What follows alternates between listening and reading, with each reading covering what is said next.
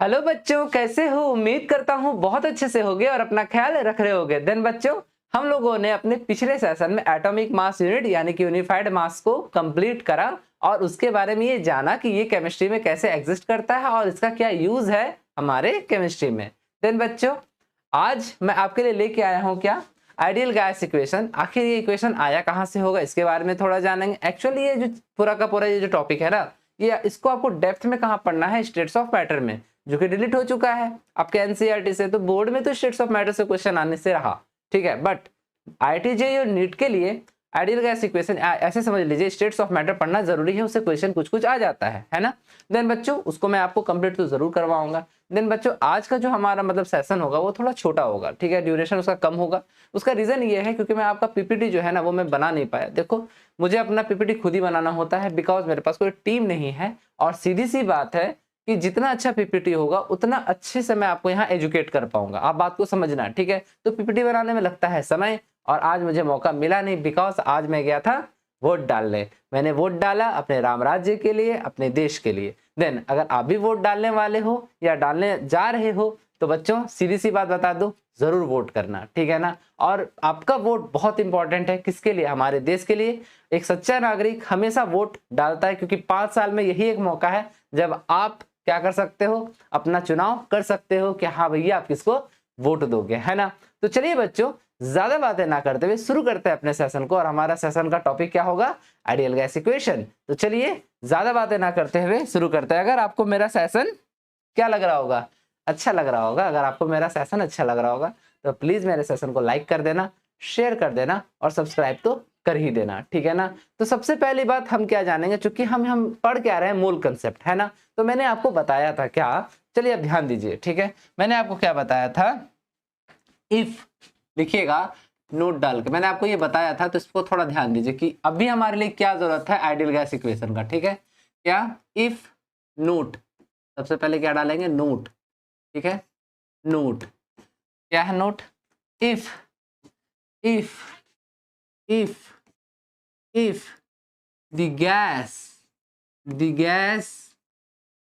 Is not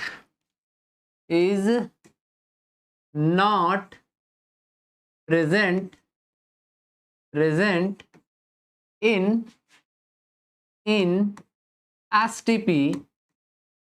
STP और क्या, NTP. इस तरह का भी क्वेश्चन आपको देखने को मिलेगा बच्चों, हाँ। NTP, then the number of moles of gas,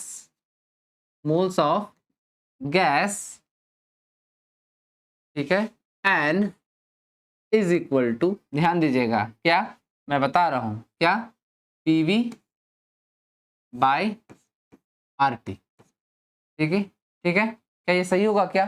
चलिए हम लोग एक बार इसको प्रूव करते हैं, ठीक है। क्या ये सही होगा क्या, देखते हैं। देखिए क्या है, PV is equal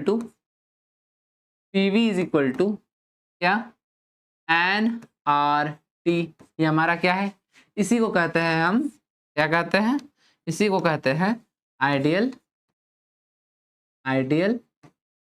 gas equation. इसी को क्या कहते हैं? आइडियल गैस इक्वेशन, ठीक है। आइडियल गैस इक्वेशन, ठीक। इसी को हम आइडियल गैस इक्वेशन कहते हैं।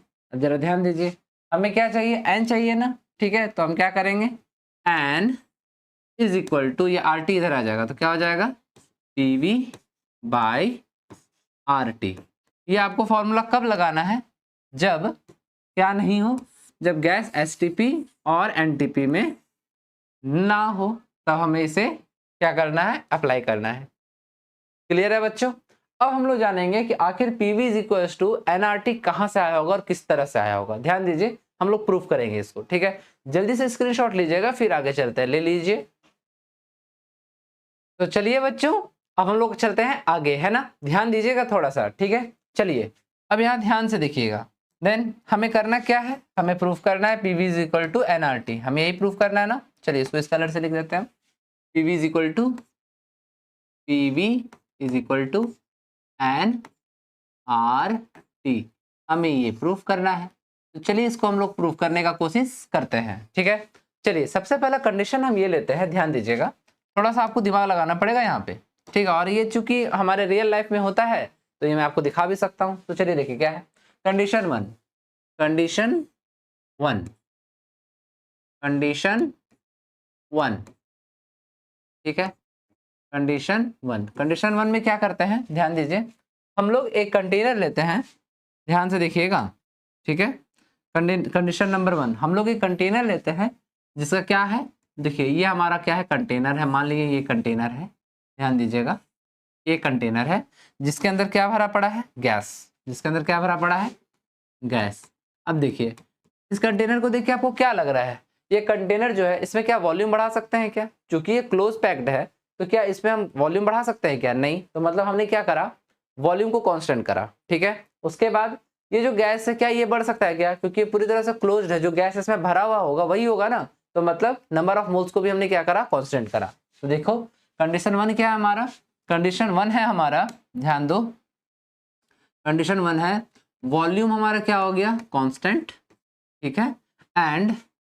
And number of moles N क्या हो गया हमारा, कांस्टेंट। अब जरा ध्यान दीजिए, अब हम यहाँ क्या करेंगे, अब हम इसको इसमें बर्नर लगा के क्या करेंगे, इसको गर्म करना शुरू करेंगे, ठीक है। जब हम यहाँ पर हीट देंगे, टेम्परेचर देंगे, तो आप बताओ इसमें क्या होगा, जाहिर सा बात है जैसे जैसे हम हीट देंगे वैसे वैसे इसमें क्या होगा, प्रेशर बढ़ेगा, बढ़ेगा या नहीं बढ़ेगा। चलो मैं आपको समझाता हूँ। प्रेशर कुकर देखा है आपने, हाँ या ना, जरूर देखा। प्रेशर कुकर में करते क्या, उसमें आप लिक्विड डालते हो, भले अलग बात है कि आप उसमें क्या कर रहे हो, लिक्विड डाल रहे हो, पर अगर उसमें गैस डालते हैं तो क्या उसका प्रेशर नहीं बढ़ता क्या, अगर टेम्परेचर डालते हैं तो बिल्कुल बढ़ता बच्चों। वहां भी प्रेशर क्या होता है, एक्सपैंड करता है, याद रखो, ज्यादा टेम्परेचर पे गैस क्या होता है, एक्सपैंड हो जाता है, ठीक है ना। देन जैसे जैसे हम टेम्परेचर बढ़ाते इसमें भी क्या होता है, इसके अंदर का जो प्रेशर है वो क्या होता है, बढ़ता। देन यहाँ से आप क्या लगा सकते हो, यहाँ से देखो, यहाँ से क्या लगा सकते हो, यहाँ से आप ये कह सकते हो ना क्या, कि टेम्परेचर अगर आप बढ़ाओगे तो प्रेशर भी बढ़ेगा, हाँ या ना, बोलो बढ़ेगा, हाँ या ना, बिल्कुल बढ़ेगा बच्चों। देन इससे हम क्या लगाते हैं, देन इससे हम एक रिलेशन निकालेंगे क्या, कि pressure is directly proportional to temperature, हाँ या ना बच्चों, बोलो हाँ या ना। चलो तो हमें ये पता चल गया कि प्रेशर बढ़ाने से, सॉरी, टेम्परेचर बढ़ाने से प्रेशर बढ़ेगा, then pressure is directly proportional to temperature. ये हमारा फर्स्ट कंडीशन है। चलिए हम लोग सेकंड कंडीशन की ओर चलते हैं, ध्यान दीजिएगा। चलिए ये हमारा आ गया कंडीशन नंबर टू। एक एक करके ध्यान से देखिएगा, बस सिर्फ ध्यान आपको लगाना है, आपको आंसर मिलता चला जाएगा, बस ध्यान से आपको देखना है। देन कंडीशन टू, ठीक है, कंडीशन नंबर टू, ध्यान दीजिए, कंडीशन नंबर टू, इसमें क्या होगा आपका, चलिए देखिए, फिर से हम क्या करते हैं, एक कंटेनर लेते हैं, ठीक है ना। फिर से हम सेकंड में भी एक कंटेनर लेंगे, लेकिन इस बार कंटेनर हमारा क्या होगा, इस तरह से क्लोज्ड नहीं होगा। इस बार हम कंटेनर कैसा लेते हैं, एक पिस्टन वाला कंटेनर। कैसा लेंगे, एक पिस्टन वाला कंटेनर लेते हैं, ठीक है। देखिए यहाँ पर एक पिस्टन लगा हुआ है, ठीक है, ये पिस्टन लगा हुआ है, ठीक, ये पिस्टन वाला कंटेनर ले रहे हैं। अब जरा ध्यान दीजिए, इस बार हम क्या कर रहे हैं, ध्यान दीजिए, जब पिस्टन वाला कंटेनर है तो इसमें क्या क्या कांस्टेंट होगा, और इसके अंदर हमने क्या भरा, फिर से अगेन वही अपना गैस, क्या डाला है, गैस, ठीक। अब जरा ध्यान दो, गैस डाल दिया, ठीक है, गैस भर दिया है। अब जरा ध्यान दो, इसमें आपका क्या नंबर ऑफ मोल्स कांस्टेंट है या नहीं, बिल्कुल है बच्चों, नंबर ऑफ मोल्स कांस्टेंट है, और टेम्परेचर भी इसमें हमने क्या रखा, कांस्टेंट रखा, ठीक है। तो इस बार कंडीशन हमने क्या लिया है, ध्यान दो, इस बार हमने कंडीशन लिया है क्या, इस बार हमने कंडीशन क्या लिया है, टेम्परेचर हमारा क्या है, टेम्परेचर हमारा कांस्टेंट है, ठीक है, और नंबर ऑफ मोल्स कैसा है, ये भी कांस्टेंट है। अगर आप इसको समझ नहीं पा रहे हो तो चलो मैं आपको एक एक्सपेरिमेंट के जरिए समझाने का कोशिश करता हूँ। देखो ध्यान दो, देखो मैं इसलिए आपके सामने एक पिस्टन लेके आया हूँ, ये एक छोटा सा पिस्टन वाला एक कंटेनर हो सकता है हमारे लिए, ठीक।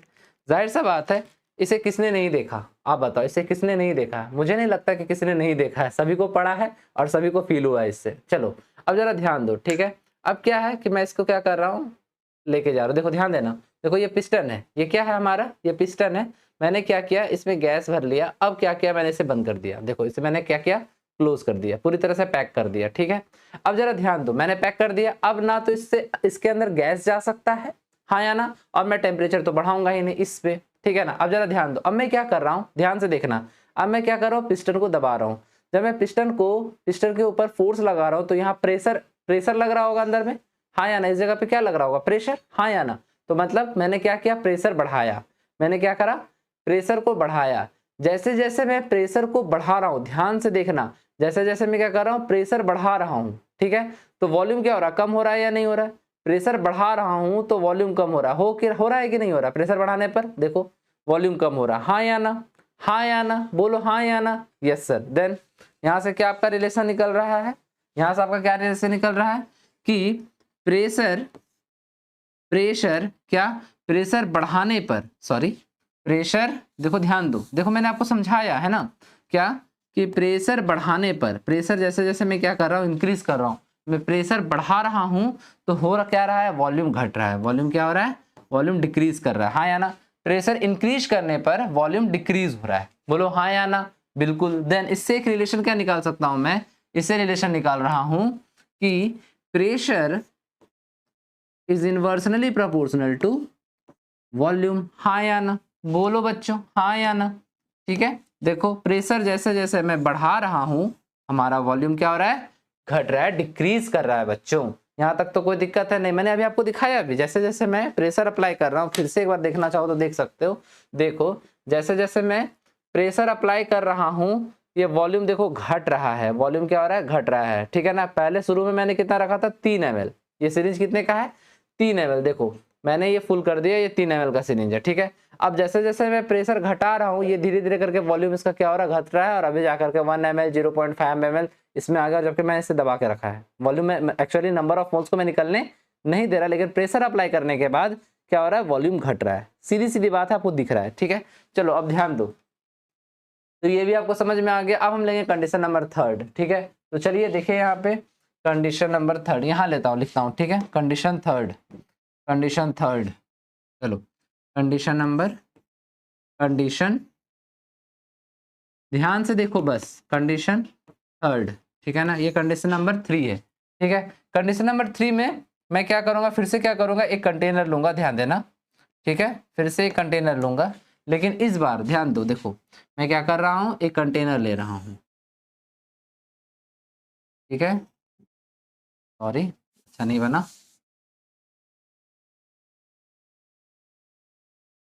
देखो ये मैंने क्या किया, ये कंटेनर लिया, लेकिन इस बार मैं क्या कर रहा हूं, ध्यान देना, यहाँ पर इस जगह से क्या कर रहा हूं, कोई गैस को क्या कर रहा हूं, अंदर डाल रहा हूं, कोई गैस को क्या कर रहा हूं, अंदर डाल रहा हूं।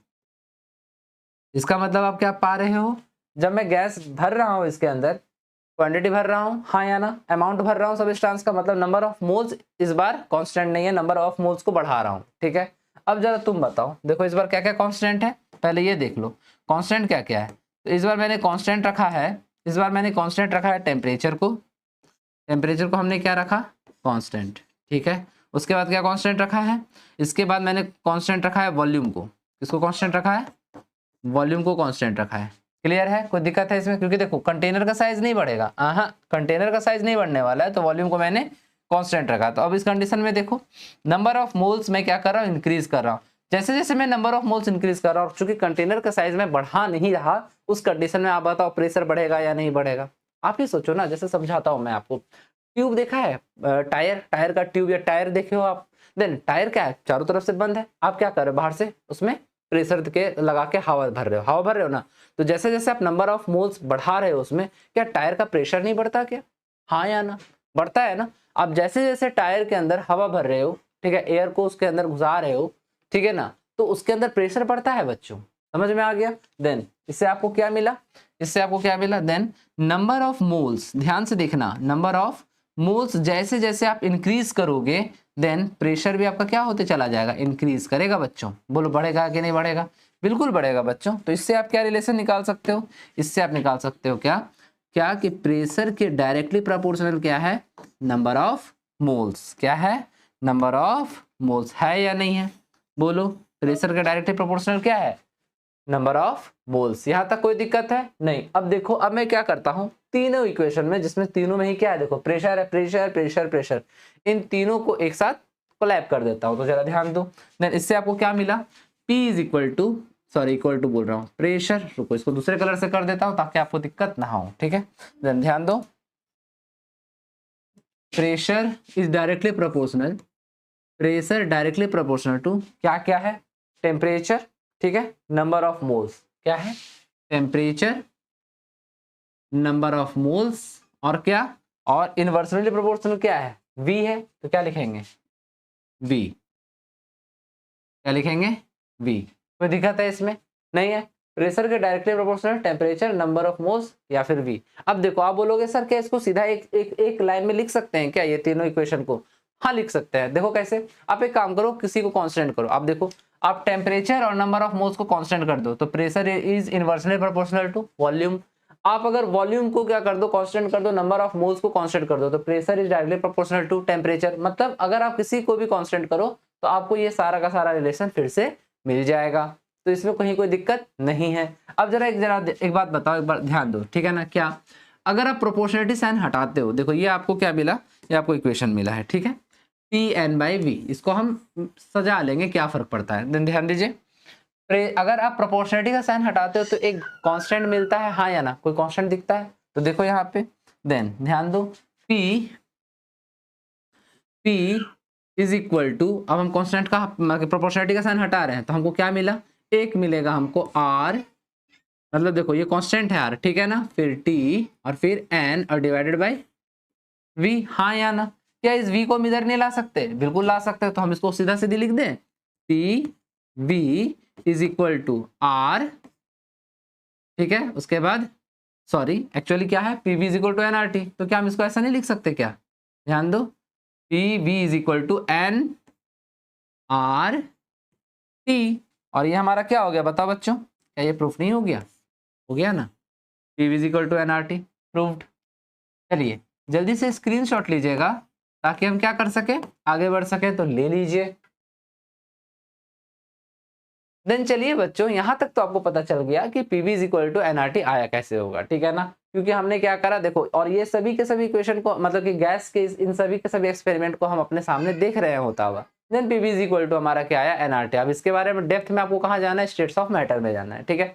लेकिन अब उससे पहले क्या, हमें इस R के बारे में जानना है कि R क्या है। आपने सारा का सारा स्क्रीनशॉट ले ही लिया है, तो थोड़ा सा मैं यहाँ आपको बता दूं, ध्यान दो, देखो R का मतलब होता है, ध्यान दो, सभी के बारे में मैं लिख दे रहा हूँ, ठीक है। देन देखो P इज इक्वल टू होता है प्रेशर, ठीक है ना, P इज इक्वल टू क्या होता है, प्रेशर, इसको समझ के चलो क्योंकि बाद में अगर भूल गए तो दिक्कत हो जाएगा। N is equal to number of moles, N is equal to number of moles, ठीक है बच्चों। R is equal to universal gas constant, इसको कहा जाता है, क्या कहा जाता है, universal gas constant, universal gas constant, ठीक है। अभी फिर से मैं कह रहा हूं, देखो पिछले बार भी कहा था और अभी भी कह रहा हूं, R को अभी हम तुरंत डेराइव करेंगे किसका वैल्यू क्या होता है, और केमिस्ट्री में हमको किसका क्या है, कितना यूज है, ठीक है ना।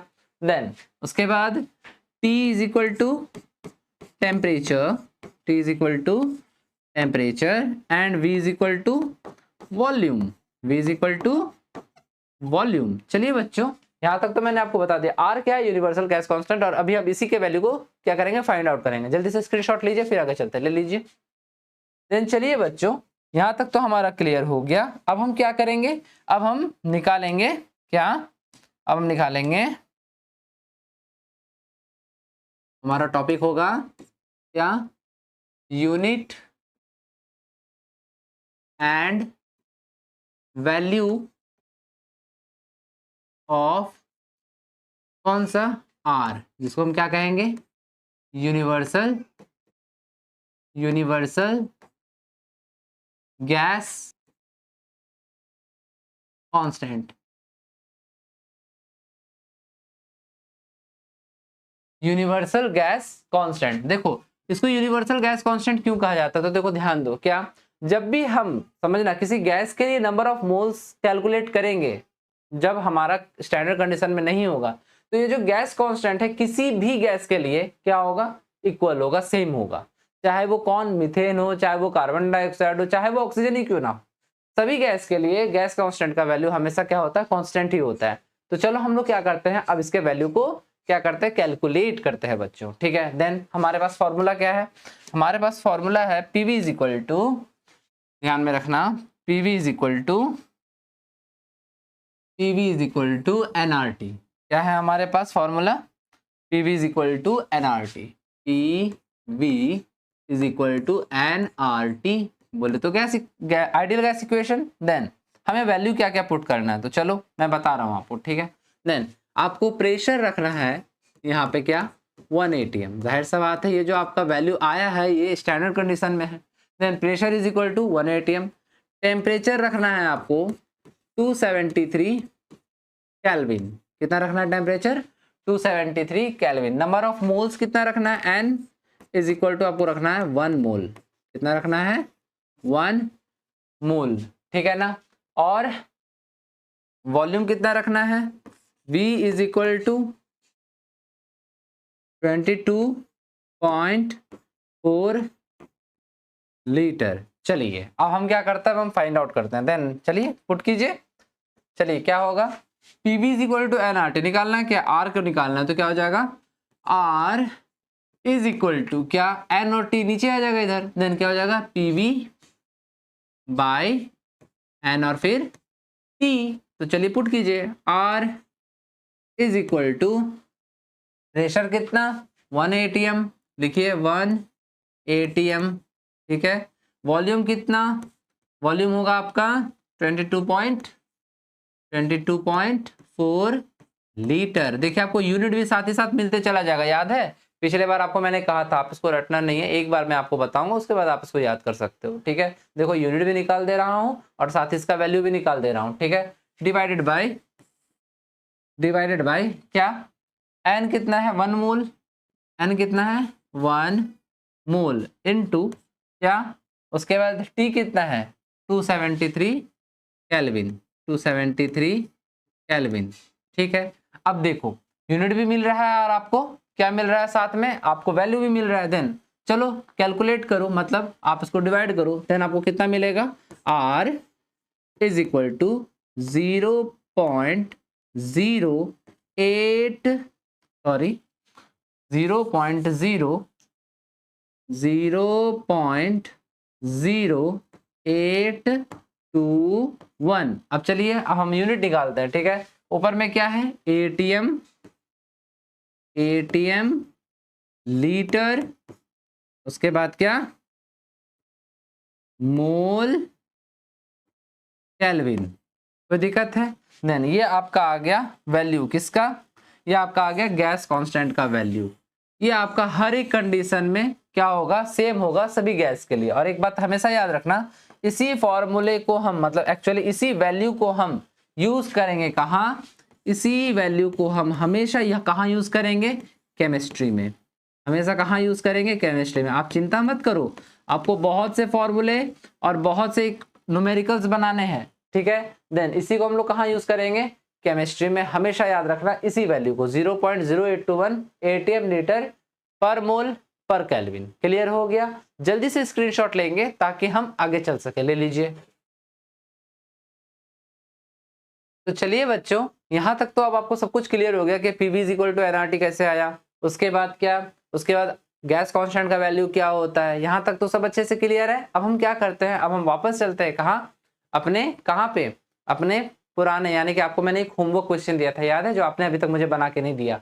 मैं उस होमवर्क क्वेश्चन को अब आज बना के दे रहा हूं ताकि आप उसको बना सको, ठीक है। तो चलिए कहाँ चलते हैं, अपने उसी क्वेश्चन पे, ठीक है, ध्यान दीजिएगा।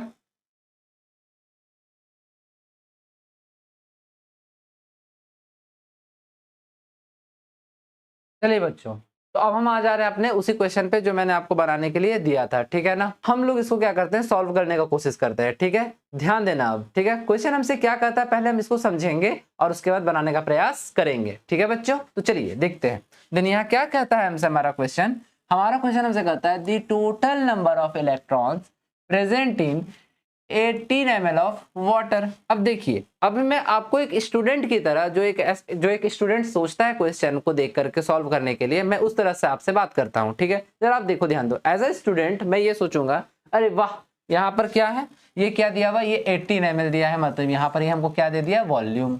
अब दिमाग में क्या आएगा, यहाँ हमको इलेक्ट्रॉन्स पूछ रहा है, तो हमसे क्वेश्चन में क्या कर, देखो ध्यान देना, कैसे सॉल्व करने में हमसे गलतियां हो जाती है और हम कुछ चीजों को देखते नहीं है। तो देखो, देन हमको यहाँ इलेक्ट्रॉन पूछा है, मतलब क्या, Q इज इक्वल टू हमको लगाना होगा N इंटू Na, हम यही सोचेंगे। और N निकालने के लिए आप क्या निकालोगे, अरे वॉल्यूम दिया हुआ है, दैट्स ग्रेट, देन क्या, given volume divided by 22.4 litre. Initially हमसे यही गलती हो जाती है बच्चों, क्योंकि हम क्वेश्चन को ठीक से समझते नहीं है। अब देखो क्वेश्चन हमसे कह क्या रहा है, आपको मांगा है किसमें, वाटर में, और मैंने आपको कितनी बार कहा है कि ये वाला जो फॉर्मूला है ये आपका लगेगा सिर्फ और सिर्फ गैस में या फिर वेपर फेस में, लिक्विड के लिए एप्लीकेबल नहीं होगा। पहला चीज क्लियर हो गया, बताया था मैंने, वाटर क्या है यहाँ पे, लिक्विड। दूसरा चीज, क्या यहाँ कहीं पर इस बारे में लिखा है कि ये एसटीपी या एनटीपी में है, नहीं, तो मतलब ये फॉर्मूला से तो हमारा निकलने से रहा, कोई दिक्कत है इसमें, इससे तो ना निकलेगा। तो देखो यहाँ ट्रिक क्या लगाना है, समझो बात को ध्यान देना। क्यों किया ऐसे मैंने, क्योंकि आपसे भी ये गलती ना हो किसी भी कंडीशन में, ठीक है। अब चलो देखो ध्यान दो, देन हमें करना क्या होगा, देन देखो यहाँ लिखा हुआ क्या है 18 ml, तो याद रखना ये चीज आपको दिमाग में रखना है, डेंसिटी पढ़ाया मैंने डेंसिटी आपको, ठीक है, डेंसिटी ऑफ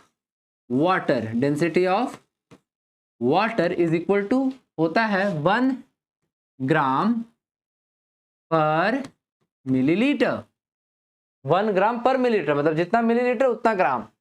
तो हम ये कह सकते हैं ना, क्या हम ये कह सकते हैं, mass of water is equal to 18 gram, because density क्या है 1 ग्राम पर मिलीलीटर, और हमको दिया गया क्या, वॉल्यूम कितना दिया हुआ है, V इज इक्वल टू कितना है 18 ml, हाँ या ना। तो इसीलिए हम डेंसिटी के रिस्पेक्ट में मास ऑफ वाटर कितना निकाल सकते हैं, 18 ग्राम, हाँ या ना बच्चों, बिल्कुल निकाल सकते हैं। अब हमारे लिए इजी हो गया बनाना, क्योंकि अब हम नंबर ऑफ मोल्स निकाल सकते हैं, हाँ या ना। तो चलिए क्या है, number of moles N is equal to, जब मास मिल गया तो given mass by molar mass, तो क्या हो जाएगा 18 ग्राम डिवाइडेड बाय 18 ग्राम पर मोल, हाँ या ना। कोई दिक्कत है, ये आपका पूरा मोल ऊपर आ जाएगा और यहाँ क्या आ जाएगा 1 मोल, आएगा कि नहीं आएगा बच्चों, बिल्कुल आएगा, आपको नंबर ऑफ मोल्स आ गया 1 मोल। क्लियर है, कोई दिक्कत है नहीं। N इज इक्वल टू क्या आया, 1 मोल, ठीक, कोई दिक्कत, नो सर। अब चलिए, अब हमारे पास क्या है, पूछ रहा है total number of electrons present in water. चलिए H2O क्या दिया हुआ है, H2O। अब आप बताइए H2O में नंबर ऑफ प्रोटॉन्स कितने, आप ही बताओ, नंबर ऑफ प्रोटॉन्स कितने हैं, एक एक करके निकाल लो। एक हाइड्रोजन में 1 प्रोटॉन, तो 2 हाइड्रोजन में कितने प्रोटॉन, 2 प्रोटॉन, तो टोटल कितने प्रोटॉन 2, और ऑक्सीजन में कितने प्रोटॉन 8, ठीक है ना। देखो जितने प्रोटॉन उतने इलेक्ट्रॉन, क्योंकि यहाँ चार्ज नहीं है, तो देखो इलेक्ट्रॉन कितने हो गए 2, ठीक है। ऑक्सीजन में कितने 8, मतलब 8 प्रोटॉन देन 8 इलेक्ट्रॉन, देन कितना +8, तो टोटल इलेक्ट्रॉन कितने हुए H2O में, H2O में बताओ, जाहिर सा बात है कितने इलेक्ट्रॉन हो गए, 10 इलेक्ट्रॉन हो गए, हाँ या ना। कोई दिक्कत है इसमें, चलिए अब क्या कीजिए, N इज इक्वल, अब देखिए यहाँ पे क्वांटिटी पूछ रहा है, तो Q is equal to N into Na, हाँ या ना। कोई दिक्कत है इसमें, नहीं है ना।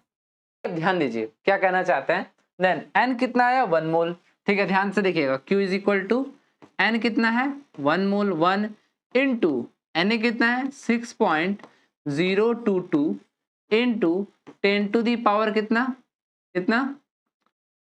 23, हाँ या ना, कितना 6.022 इंटू 10 का पावर 23। कोई दिक्कत है इसमें, नहीं है। नंबर ऑफ एवोगैड्रो क्या होता है 6.022 इंटू 10 टू द पावर 23। अब जरा ध्यान दीजिए, यहाँ तक एकदम अच्छे से क्लियर है। अब देखिए यहाँ पे ये जो H2O में हमने इलेक्ट्रॉन निकाला, कितने के लिए निकाला, कितना के लिए निकाला, आप ही बताओ। ये जो H2O में हमने 10 इलेक्ट्रॉन निकाला है, कितना के लिए निकाला, जाहिर सा बात है ये जो 10 इलेक्ट्रॉन आया ये किसके लिए आया, एक के लिए तो नहीं आया है, किसके लिए आया है 1 मोल के लिए। ये यहाँ किसके लिए था, यहाँ हम लिख सकते हैं क्या, ध्यान देना, समझना इस चीज को, ठीक है, मैं समझाने का कोशिश कर रहा हूँ। देखो ये जो H2O के लिए हमने 10 इलेक्ट्रॉन लिखा, ये किसके लिए था, ये था 1 मोल ऑफ क्या H2 O, यही था ना, 1 मोल H2O के लिए 10 इलेक्ट्रॉन, और यहाँ हमारा मोल भी कितना था, 1 मोल हमारा आया था, N इज इक्वल टू कितना था 1 मोल।